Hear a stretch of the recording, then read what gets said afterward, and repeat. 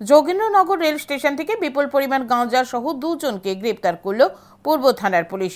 সদর মহকুমা পুলিশ আধিকারিক মঙ্গলবার পূর্ব আগরতলা থানায় সাংবাদিকদের মুখোমুখি হয়ে জানান, সোমবার গোপন সংবাদের ভিত্তিতে যোগেন্দ্রনগর রেল স্টেশনে গাঁজা বিরোধী অভিযান চালানো হয়। অভিযানে 36 কেজি গাঁজা, নগদ 3000 টাকা সহ দুজনকে আটক করা হয়। প্রাথমিকভাবে জানা গেছে, ধৃতরা গাঁজাগুলি বিহারের উদ্দেশ্যে নিয়ে যাচ্ছিল। ধৃতরা হলো রূপেশ কুমার ও খুশবু দেবী। তাদের বাড়ি বিহারে। উদ্ধার হওয়া গাঁজার বাজার মূল্য আনুমানিক 3.5 লক্ষ টাকা। মঙ্গলবার পুলিশ রিমান্ডে রাজ্যে জানিয়ে ধৃতদের আদালতে সোপর্দ করে পুলিশ। এবং ঠিক 3টা, 3:30, 4টার দিকে ওরা তখন আসে যোগেন্দ্রনগর স্টেশনে। আসার পর তাদের কাছে কতগুলি লাগেজ পাওয়া যায়, যে লাগেজগুলি খুলে চেক করে ওদের কাছ থেকে 36 কিলোগ্রাম গাঁজা পাওয়া যায়, 8টা প্যাকেট সহ, এবং ক্যাশ 3000 টাকা, এবং মোবাইল ফোন আছে, 2টো মোবাইল ফোন। অ্যাকর্ডিংলি NDPS অ্যাক্টের উপর একটি কেস হয়।